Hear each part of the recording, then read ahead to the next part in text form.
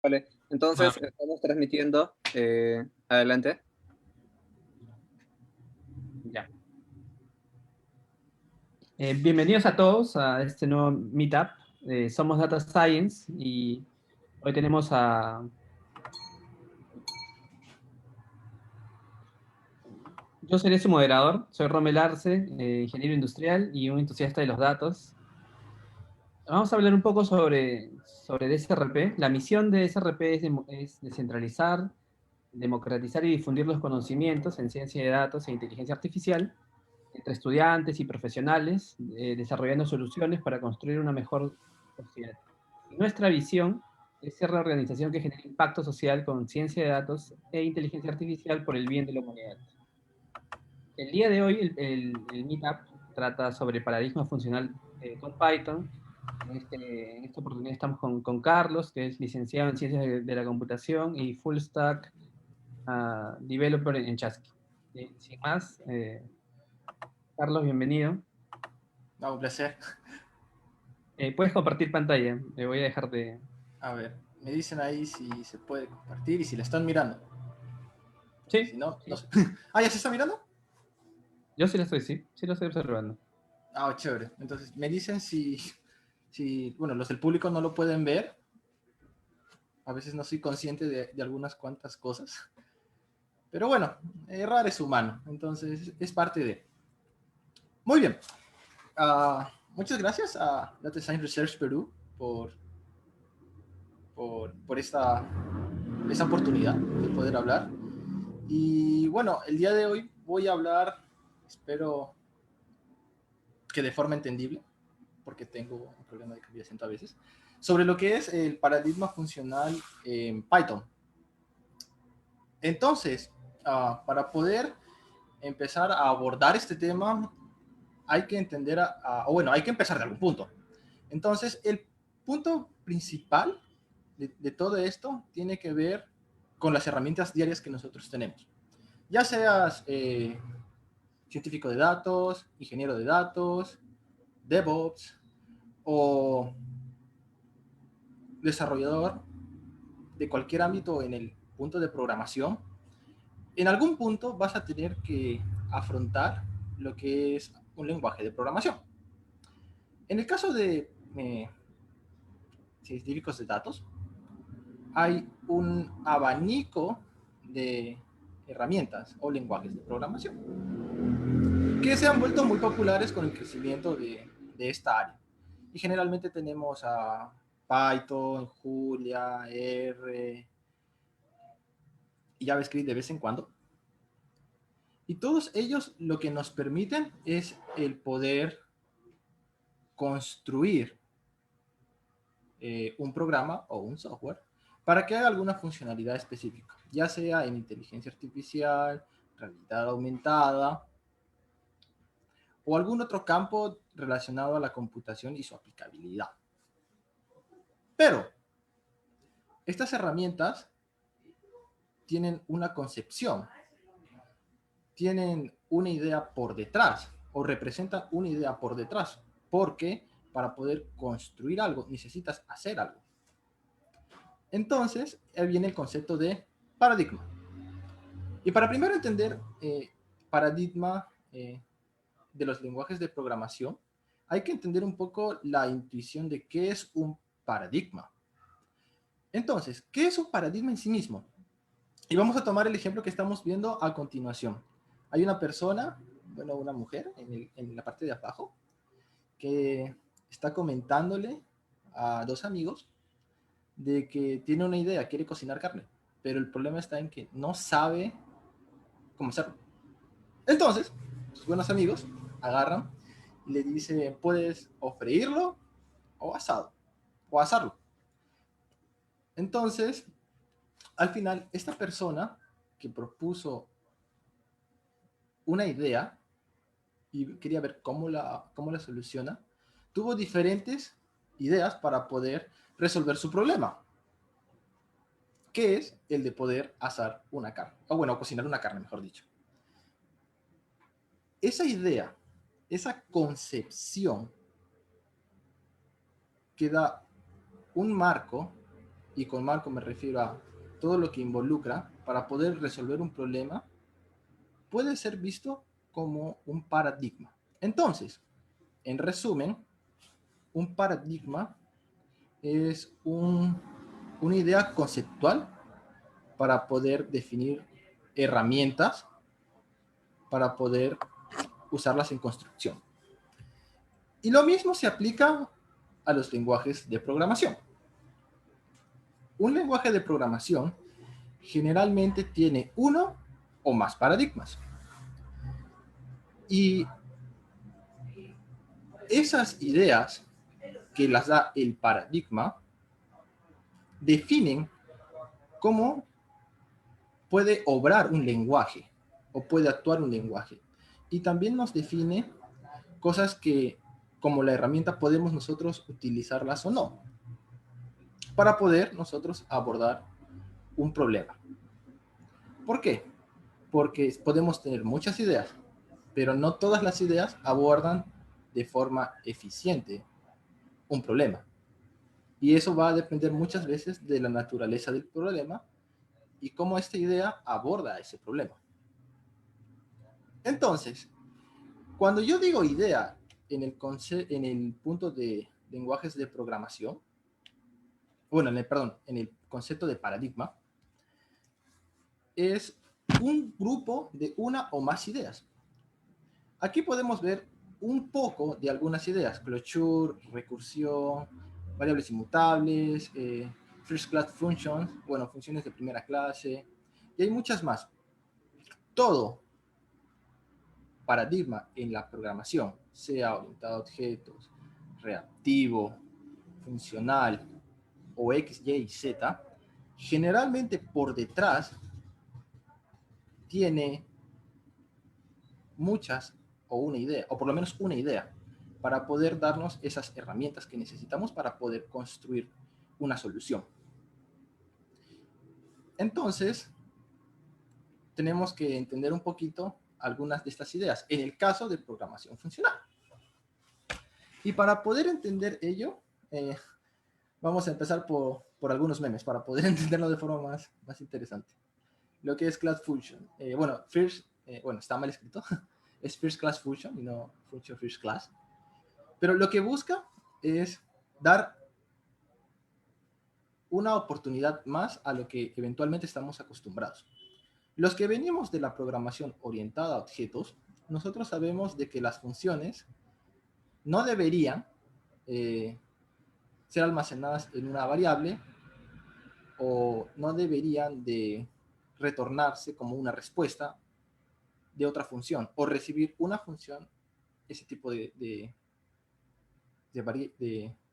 recibir esa función, otra función como parámetro. Entonces, cuando nosotros decimos que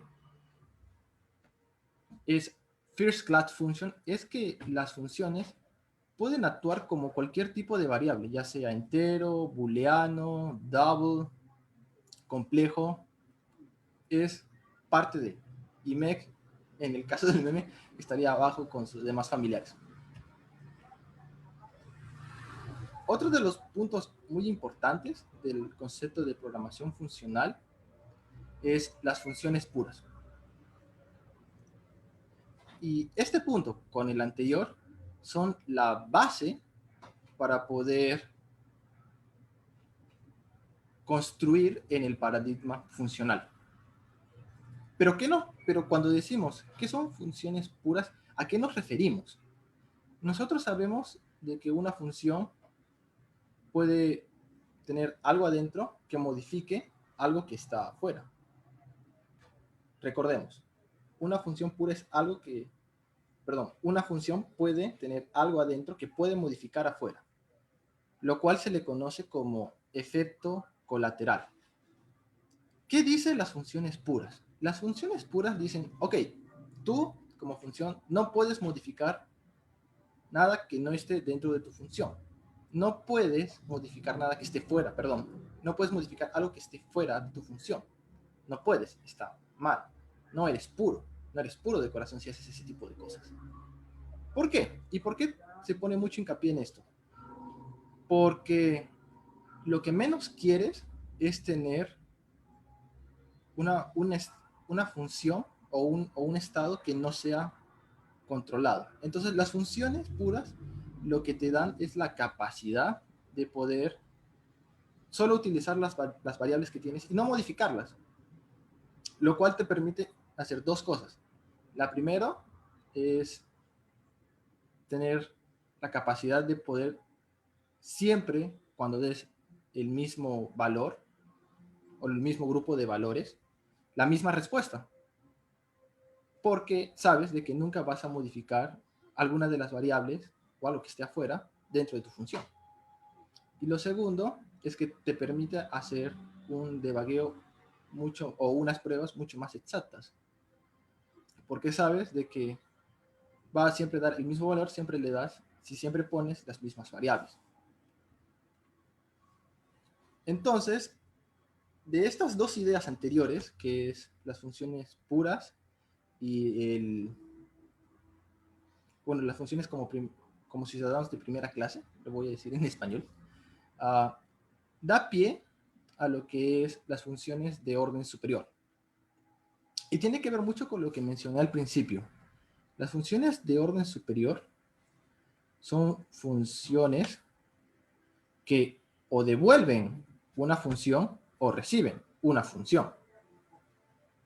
Entonces, con ello nos permiten hacer técnicas muy interesantes, como es currying o function partial application, que nos permiten poder operar de una forma bastante interesante y nos da ciertas propiedades también interesantes que más adelante las vamos a ver. Y hasta este punto, antes de poder entrar a recursión, porque la intuición de recursión es bien sabida, o por lo menos bien entendible, el objetivo es con recursión, es el poder una función llamarse a sí misma un montón de veces hasta que llega un punto en el que ya no se puede llamar a sí misma porque la misma función ha seteado algo o ha puesto algo para poder dejar de llamarse a sí misma. ¿Por qué la recursión es muy importante en el paradigma funcional? Porque hasta este punto nosotros no tenemos muchas herramientas de control de flujo. Porque una de las cosas que dice el paradigma funcional es de que al utilizar cosas como while o for, estamos haciendo que tengamos que tener una variable que vaya cambiando con el tiempo, de acuerdo a lo que determina el while o el for. Y eso hace de que no sea una función pura. Y bueno, y lo que dije sobre las variables tiene que ver mucho con el concepto de inmutabilidad de variables. Y este es también otro de los cores importantes de lo que es el paradigma funcional, que es de que cuando tú defines una variable y le asignas un valor, tú ya no lo puedes cambiar, no lo debes cambiar, porque ya le asignaste un valor. Y algo que dice el paradigma funcional es de que el operador de asignación está prohibido. ¿Por qué? Porque no deberías de poder cambiar estados. Y generalmente, hasta este punto, lo que hemos visto es las partes más importantes, o bueno, perdón, los conceptos más importantes de lo que es el paradigma funcional. Obviamente, hay muchos más conceptos que pueden entrar a tallar juntos con este paradigma. Y una de las cosas interesantes de este paradigma es que si bien es teórico, tiene mucho potencial. Porque a diferencia de la programación orientada a objetos, buscan hacer dos cosas,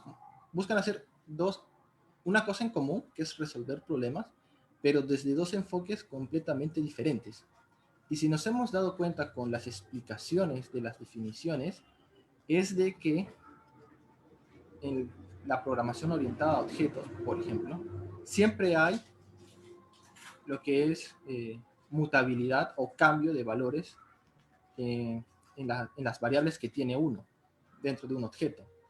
Mientras que lo que es la programación funcional te dice, no, no puedes cambiar variables, no puedes hacer eso, está mal, no es algo permitido. Lo que te da en uno y en otro ciertos beneficios que al final en los lenguajes se puede ver. Pero todo esto es a nivel teórico. Nosotros, cuando estamos con una herramienta, esta herramienta tiene que poder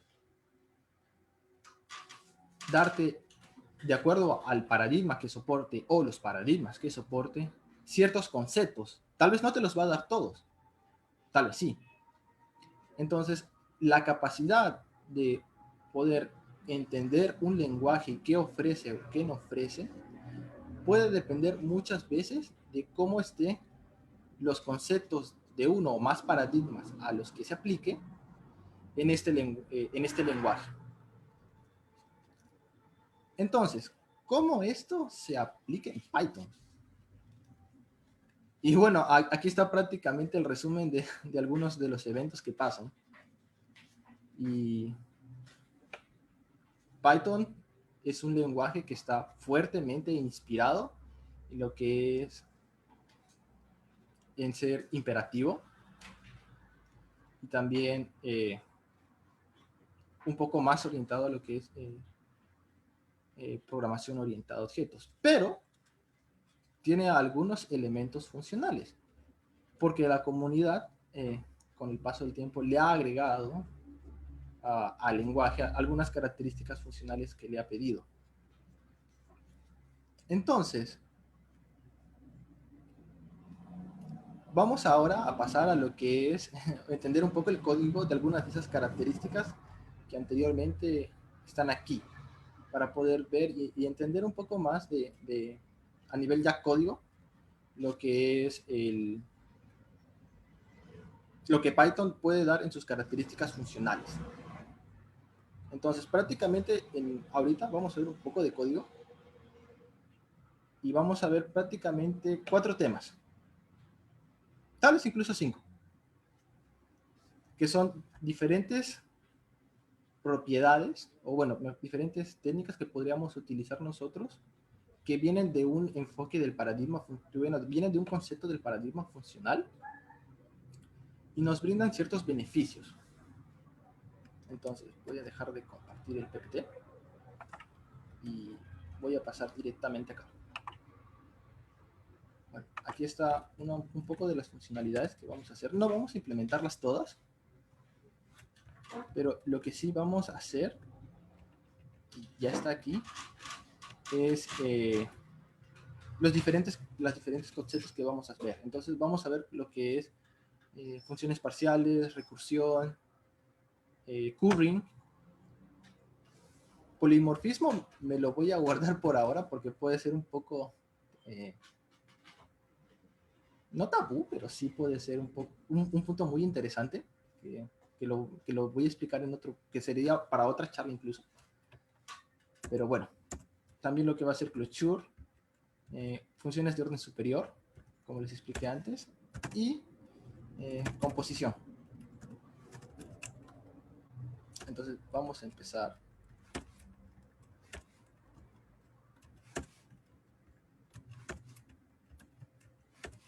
Por cada una. Y nos vamos a dar cuenta cómo funciona esto. Para esto, más que esta librería, es estas dos. Bueno, solo uno en realidad, que es el FunTool. El FunTool es una librería de Python que te permite operar o te da ciertas funcionalidades para poder hacer entre ellas características funcionales. Aquí, por ejemplo, voy a encontrar como el reduce o el partial function. Entonces, yo ya creé anteriormente una biblioteca. Bueno, un pequeño archivo en realidad que me levanta un grupo de stopwords. Este ejemplo tiene que ver mucho con lo que es procesamiento de lenguaje natural. Y vamos a hacer un pequeño pipeline y algunos ejemplos más de acuerdo a las técnicas que vamos a ver que están aquí. Entonces, lo que he hecho aquí es ya tener, bueno, una función que voy a llamar después. Y lo que hago es cargar mis stop words, mis palabras, en una pequeña lista que la voy a llamar aquí. Stop word, please. Entonces, lo que voy a empezar es con, bueno, map y filter y reduce. El reduce lo voy a dejar al final porque lo estoy utilizando para otra técnica para poder hacerlo. Entonces, lo que tengo aquí es una pequeña función y recordemos de que las funciones se tratan como variables, como un int, como un double o como un bool. Entonces, yo prácticamente puedo hacer esto. Puedo poner una función lambda, la puedo poner aquí y ya está. Entonces, si yo, por ejemplo, la llamo, vamos a recordar cuál es el nombre porque me olvidé.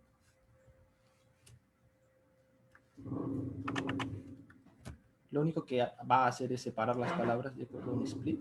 Y bueno, ya tenemos nuestro hello world.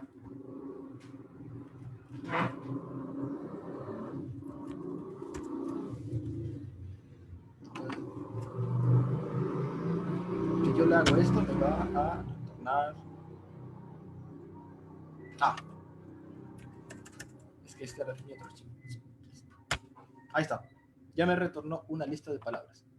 Entonces, lo que era mi variable inicialmente, como ahora almacena una función, lo que va a hacer es que con esta cadena de caracteres o string, lo que debería hacerme es devolver una lista de las palabras separadas por un espacio. Y lo hace. Si le agrego más espacio, no hay ningún problema. Y eso está bien. Eso es gracias a que como las funciones son first class, bueno, si son first class function, o sea, ciudadanos de primer nivel, nos permiten hacer eso. Entonces, yo puedo armar un grupo de funciones de esta forma. Ahora, vamos a entrar un poco más a lo que es el map. Lo que yo he hecho específicamente acá en esta función es el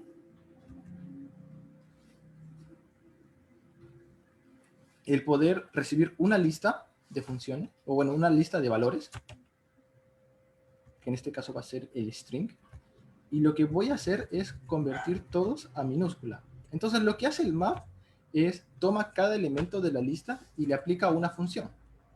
En este caso, lo que hace es aplicamos la función lower, que lo vuelve a minúscula. Entonces, si yo tuviera algo como esto,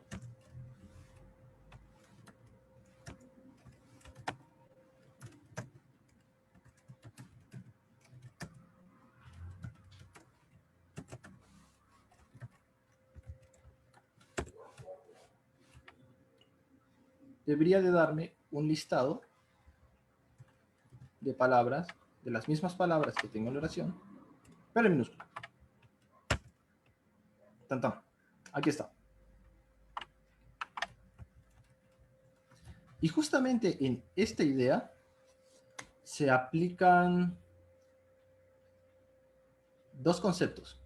El primero es el map, que prácticamente hace un mapeamiento de cada elemento que nosotros le devolvemos en nuestra función anteriormente vista,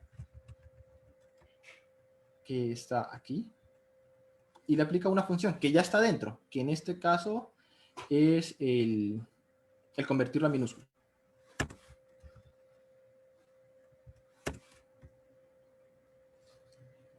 Eso es lo que hace el map. Prácticamente toma un listado de elementos o un iterable de elementos y les aplica siempre una función. El filter hace exactamente lo mismo, pero hay una diferencia. Y es una diferencia muy sutil. Mientras que el map te permite tomar un elemento y convertirlo, lo que hace el filter es aplicar una función y ver si este elemento guarda una propiedad, y si la guarda, lo mantiene, y si no, no lo mantiene, lo saca. Prácticamente utiliza una función criterio para poder filtrar los valores que hay dentro de una colección. Entonces, en esta ocasión, la función filtro es lo que es esa función, que es si es un stop words dentro de las palabras stop words que ya había sacado. Y esta función es la función que utiliza el filter. Entonces yo llamo al filter, paso la función o la función criterio para poder decir qué elemento es el que va a pasar o no. Y bueno, aquí tengo listado. Entonces, recordando un poco anteriormente nuestra función, si yo hiciera algo como esto,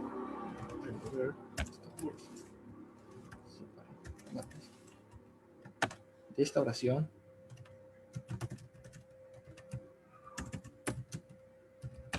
por ejemplo, de nada me sirve llorar, es una frase, debería de removerme todos los stop words que tiene esa palabra. Si mal no me falla la memoria, entre los stop words existe el de y el mi. Entonces, vamos a ver qué pasa. Ahí está, me revolvió una más que era nada. Entonces, lo que hizo es, con el criterio que yo tengo, que es filtrar todas las palabras en un stop words, agarró y bueno, gracias a la función que tengo aquí, que lo convierte en un iterable o una colección de palabras o un grupo de elementos, lo que hace es va iterando uno por uno y dice, ok, este es un stop word, sí, afuera. Este es un stop word, sí, afuera. Stop words, afuera. Este es un stop word, no, ya, pasa, continúa. Entonces, eso es lo que nos permite hacer el filter. Y con eso podemos hacer muchas cosas interesantes. En esta parte, lo que hice sin darme cuenta fue poder tener una cadena y poder filtrar los stop words. Entonces, yo tengo una función más que aquí está, que es juntar palabras para que, como ya tengo todas las palabras separadas, las voy a volver a juntar para que quede en orden bien y bonito. Entonces,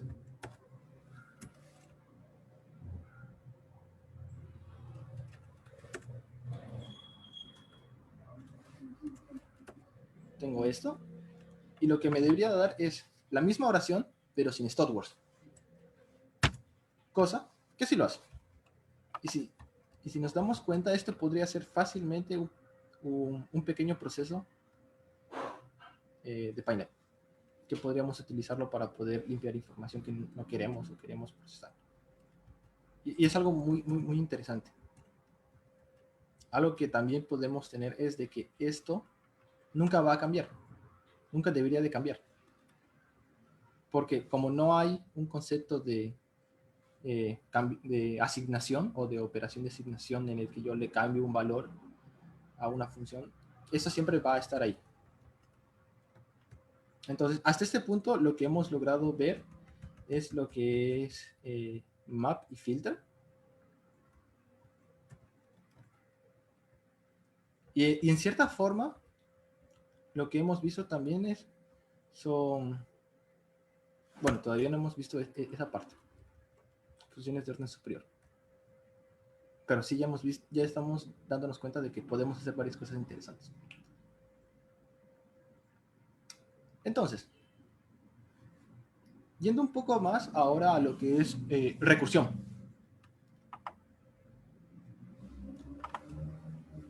una de las... Bueno, acá hay una función de recursión en el que lo que hace es, bueno, hacer lo mismo que hace esta función, pero con un enfoque un poco más recursivo. Entonces,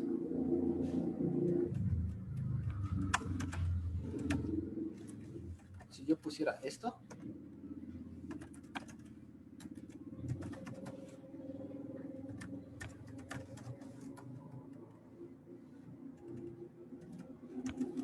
y yo pusiera esto también,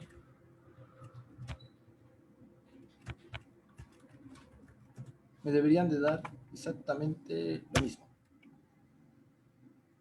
Ah, me olvidé una cosa más.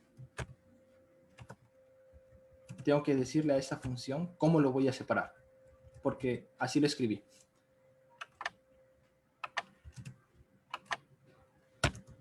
Listo, entonces me dan exactamente lo mismo. Son enfoques diferentes. Uno es más pythónico que el otro. Pero al final cumplen lo mismo. Entonces, el enfoque recursivo prácticamente se llamó a la misma función un montón de veces hasta que llegó a un punto en el que ya no se llama. Entonces, aquí está prácticamente la llamada función. Y aquí está el criterio en el que ya deja de llamarse la función directamente.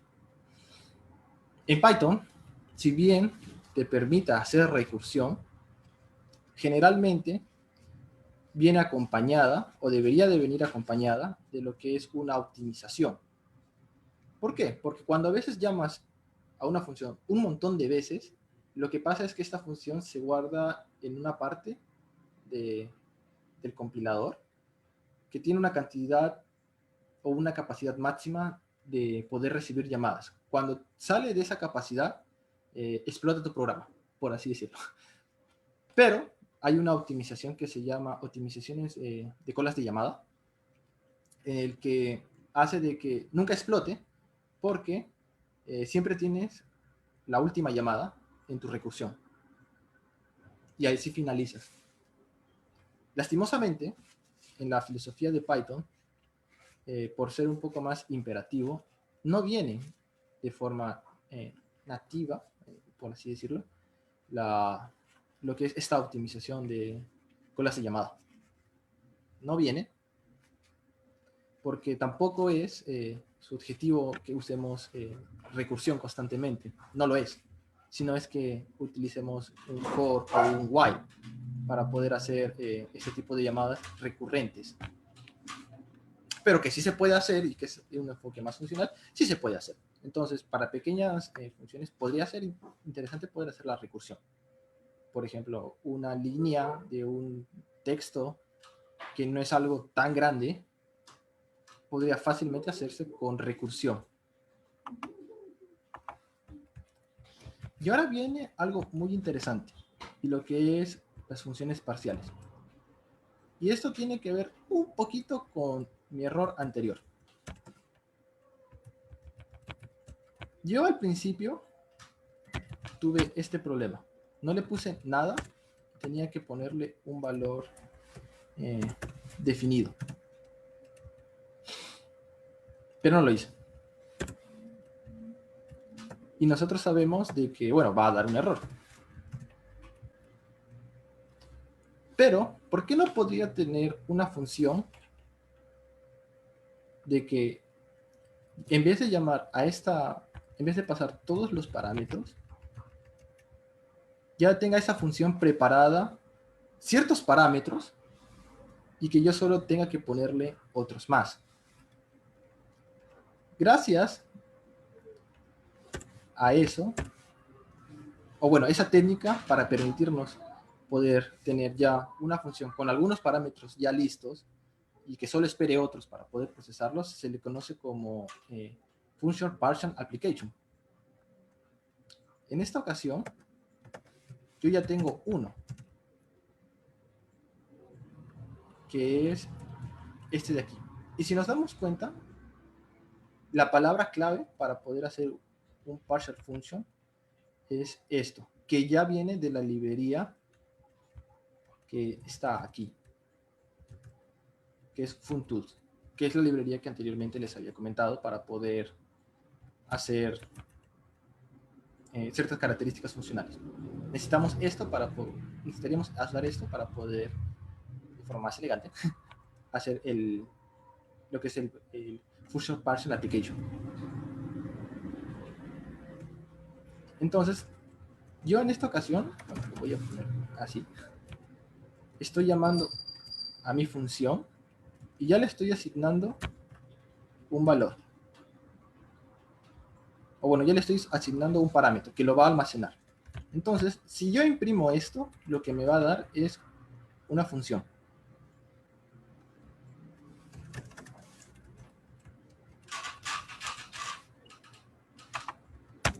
Y vemos aquí de que es un partial function, que ya está listo con esta parte. Si yo le pongo el otro valor que me faltaba, que era long,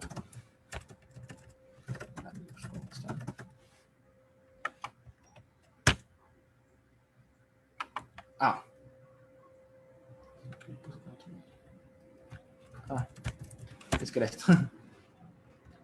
Le puse automáticamente. Me olvidé que puedo ponerlo en una forma de orden. Y bueno, lo estoy poniendo en el orden que está así. Entonces, si yo hago esto, ¡ajá! Ya me dio la función. Me dio la función, que es exactamente equivalente a esta. Bueno, obviamente el texto cambió, porque el texto en ambos es diferente, pero si le pongo, ya está. Entonces, son la misma función. Bueno, hacen lo mismo. Pero, con partial function, lo que yo ya he hecho es, en vez de tener que pasar un parámetro más, ya le estoy pasando una función que ya tiene, por así decirlo, precargada este parámetro, y solo necesito pasarle otro más.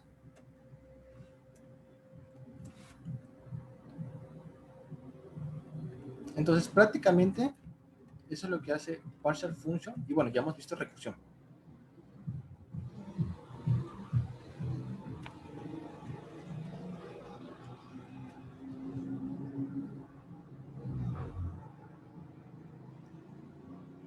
Otra de las técnicas que podríamos utilizar es una técnica llamada currying.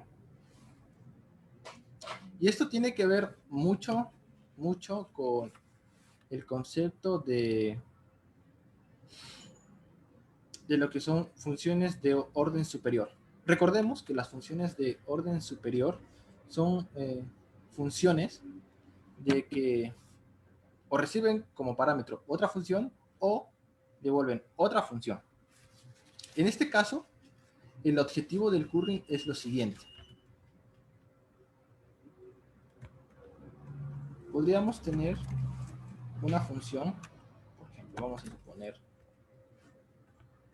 vamos a pensar que tenemos una función llamada función testing, que es una función cualquiera, que no la hemos definido, pero que puede tener, vamos a definirla.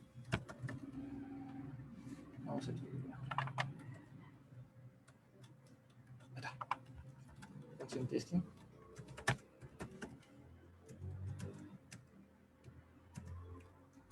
Que tiene muchos valores y podría tener más. Entonces lo que hacemos es, tenemos una función que tiene muchos valores y que hace, bueno, en este caso, esta función hace una sumatoria.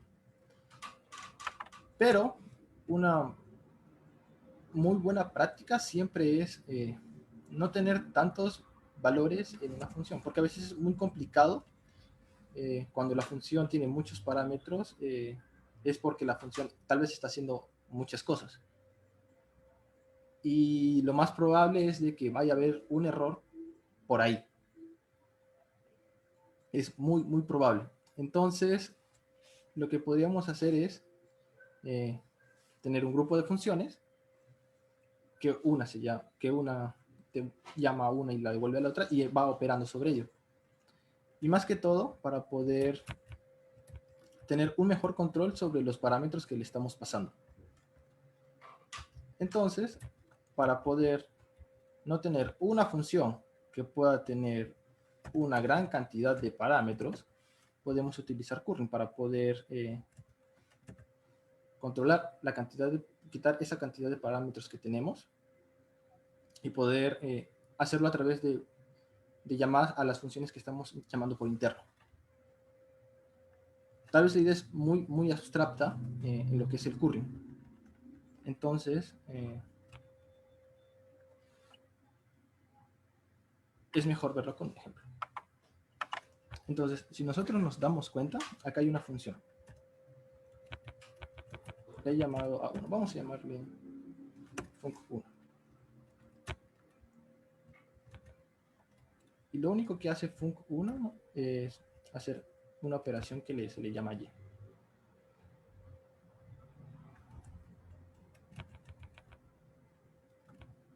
Vamos a cambiarlo.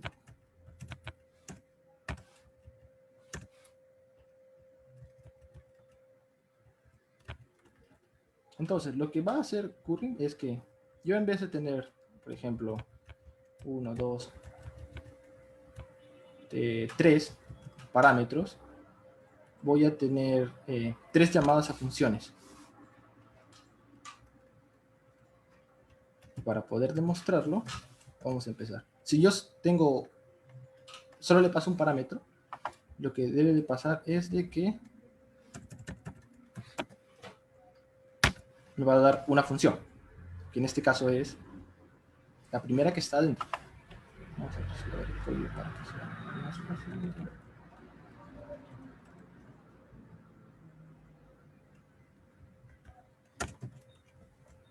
Que en esta ocasión es P, la función de acá.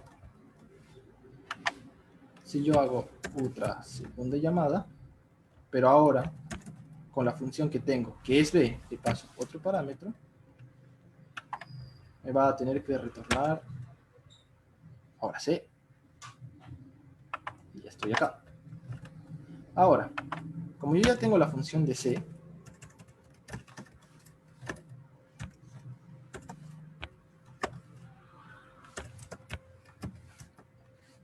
si yo le paso ahora estos 3 de esta forma, lo que hago es, ya tengo esta función que utiliza este parámetro para esta función que he llamado, y después utiliza este parámetro para la función que está aquí. Entonces, lo equivalente en el método curring es, tengo esta función que me ha devuelto esta función, pero ahora con la parte de aquí llamo a esta función. Y ahora me tiene que devolver la función interna que está dentro de ella, que es C, que va a utilizar este parámetro.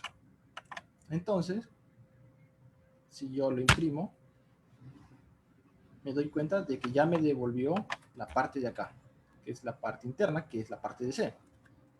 Pero C es la respuesta de la función de B, que B es la respuesta de la función de func1. Entonces, si nos damos cuenta en todo esto, y el objetivo de curring al final es hacer 2 cosas. Primero, a través de lo que es el concepto de funciones de orden superior, el poder devolvernos una función, y gracias a ello poder, en vez de tener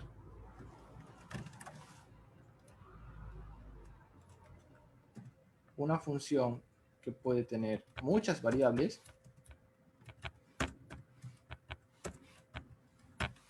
poder tener un grupo de variables, bueno, tener las variables separadas de acuerdo a las funciones que se están llamando de forma interna. Y esto es prácticamente lo que podríamos hacer con curring. Gracias a esto, incluso, nosotros podemos tener control sobre las variables que estamos enviando y podríamos definir de forma, sin mucho cambio, un proceso que necesitáramos. ¿Por qué? Porque como las funciones pueden asignarse, porque eso lo tenemos gracias a las funciones de orden superior, podríamos lograr cosas más complejas. Por ejemplo,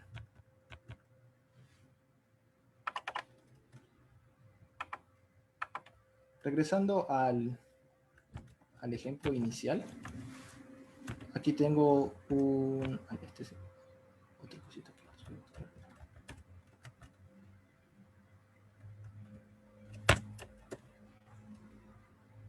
Tengo un current, pero que en esta ocasión hace 1, 2, 3, 4 llamadas. Y si nos damos cuenta, en el fondo, lo que hace es una concadenación de esas llamadas, de esas llamadas. Como podemos utilizar funciones, entonces yo puedo hacer esto. Yo puedo agarrar y poder llamar a otra función que va a ser, que va como parámetro retener el resultado de esta función, que al final va a tener el resultado de esta función, que se le está pasando el parámetro este, que es Q. Entonces yo podría hacer cosas como esta. Palabras.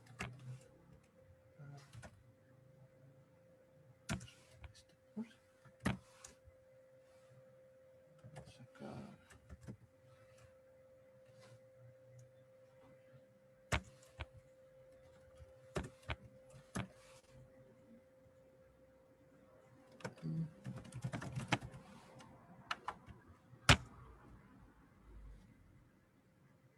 Me olvidé un parámetro más.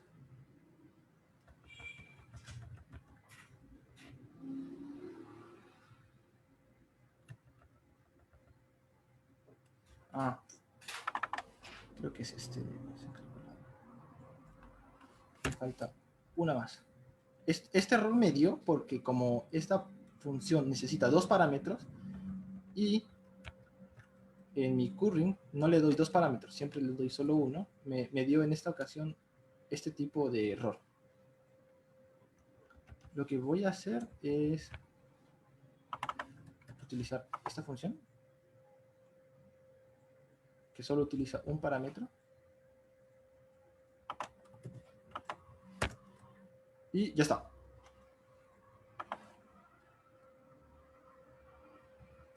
Entonces yo ya tengo otra vez inicialmente un pipeline en el que podría hacerle una transformación a una oración, que en este caso fue hola, ¿qué tal?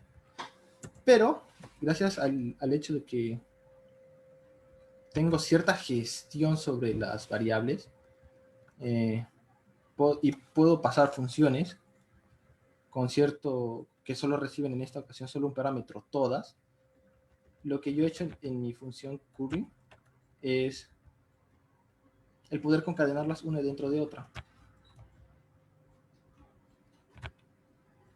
y poder hacer otra vez un pequeño pipeline.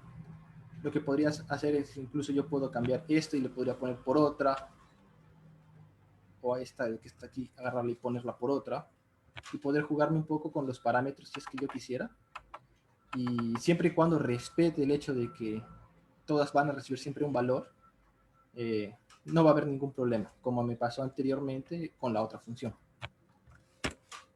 Entonces, hasta este punto ya hemos visto lo que es currying y lo que es funciones de orden superior.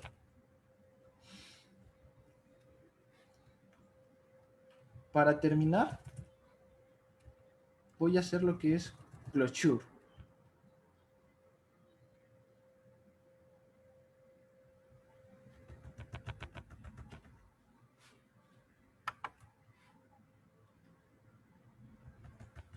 ¿Qué dice que es closure? Closure te dice lo siguiente. Nosotros tenemos una función que adentro tiene una variable. Que en esta ocasión siempre, que en esta ocasión es y5 y que se va a retornar. Si nosotros definiéramos una función dentro de esta,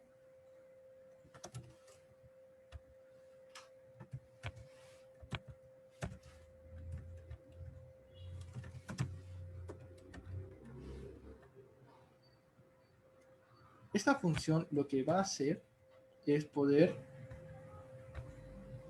en su definición hemos visto que estamos utilizando la variable y, va a poder utilizarla. ¿Por qué? Porque en su contexto esta función le permite acceder a una función, o bueno, una variable que está acompañándola en su definición, que está, a pesar de que está fuera, la puede utilizar, porque están dentro del mismo ámbito, que es, o mejor dicho, están dentro de la misma función, que es la función closure method. Entonces, si yo hiciera algo como esto,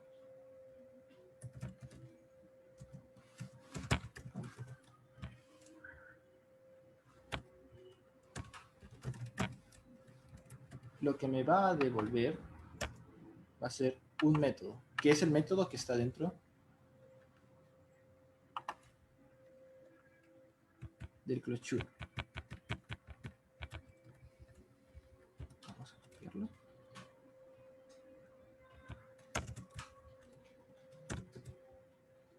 Que es el método de aquí, que es el W.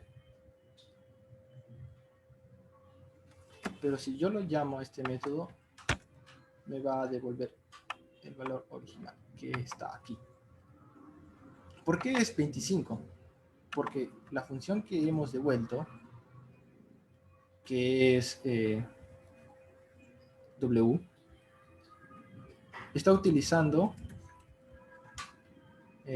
la variable B, que está aquí afuera, que no está dentro de esa función originalmente, que no está, porque la función llega hasta aquí en lo que está resaltado en azul y se muere. Pero por el concepto de closure, que le permite utilizar una variable que está externa a ella, gracias a que nosotros podemos, bueno, gracias a que ambos, tanto la variable como la función, están definidas dentro de la misma función padre, por así decirlo, le cede ese atributo. Entonces, si yo hiciera un cambio, le pusiera 6, siempre va a preservar esta función.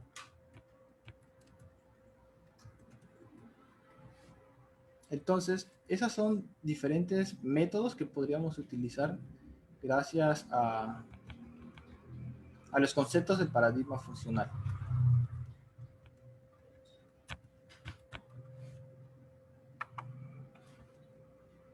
¿Y cómo podríamos usarlo? Si nos damos cuenta, en el ejemplo del CodeLife, lo que hemos hecho es el poder crear un pequeño proceso que tomaba una oración, la limpiaba, le quitaba los stop words y lo convertía a minúscula. Nosotros podríamos utilizar el mismo enfoque para poder hacer procesos tal vez un poco más complejos, que requieran más funciones, pero para poder procesar datos.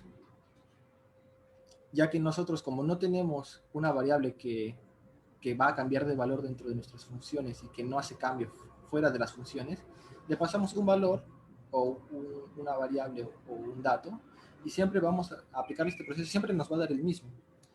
Y una de las características muy importantes cuando hacemos, por ejemplo, o bueno, cuando se hace lo que es ingeniería de datos, es el poder tener una información y poder aplicar los mismos procesos para poder replicar la data de la misma forma. Es solo un enfoque, lo que he comentado ahorita sobre la ingeniería de datos, pero el poder permitir replicar el proceso y saber de que siempre nos va a dar lo mismo es un atributo muy deseable.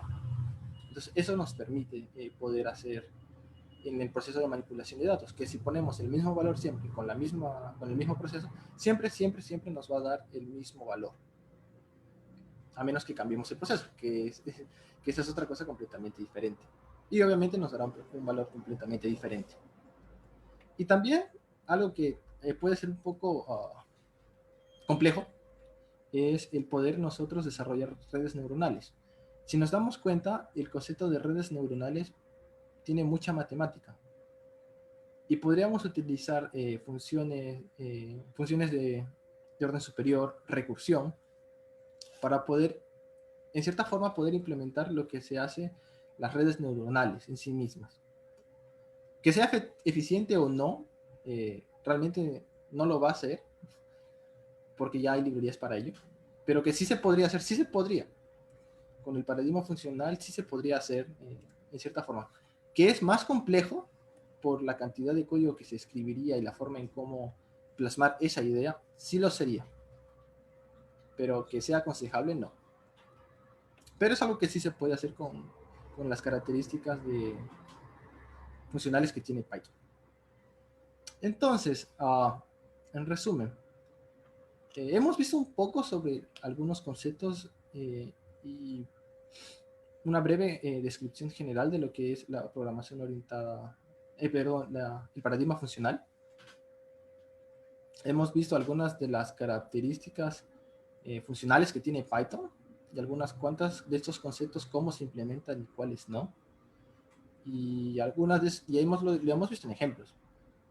Algo que hay que entender muy bien es de que si bien podríamos replicar ciertas cosas de un lenguaje hacia otro paradigma, podríamos en el medio siempre no estar utilizando lo mejor del lenguaje para poder abordar ciertas cosas. Entonces, siempre es bueno poder aprender o por lo menos saber cómo un paradigma es implementado en un lenguaje. Y bueno, en el Code Live hemos visto un poco sobre algunas técnicas que utilizan para ello. Estas técnicas son también válidas si es que siempre se tiene la capacidad de poder tener funciones como ciudadanos de primera clase o first class function, y si podemos también no tener mutabilidad. Si podemos tener esas dos cosas, podríamos implementar la mayoría de técnicas que hemos visto. Aquí está algunas bibliografías de todo lo que se ha dicho. Y muchas gracias. Este ha sido bueno, lo del paradigma funcional en Python. No sé si tienen alguna pregunta o duda. Carlos, ¿qué tal? Sí, muchas gracias. Sí, chicos, a ver si tienen alguna pregunta. Nos pueden escribir por chat o si gustan también les puedo permitir para que pregunten por micrófono.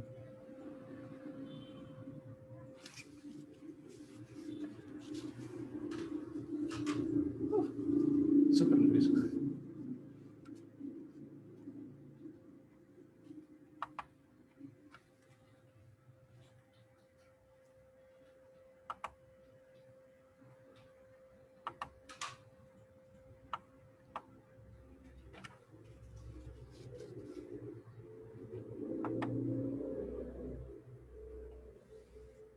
A ver, voy a revisar en Facebook a ver si hay alguna pregunta.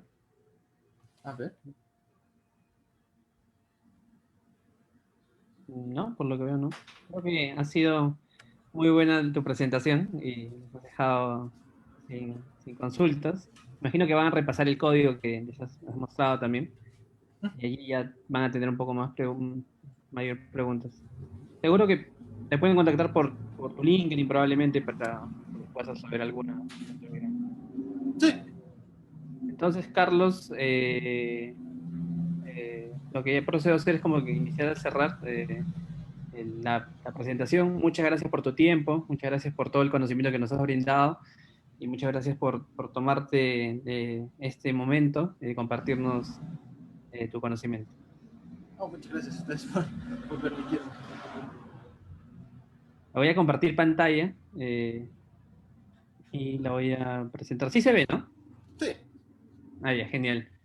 Eh, Chicos, en general, estas son nuestras redes sociales. Síganos en Facebook, en Instagram, en LinkedIn, en YouTube, en Twitter.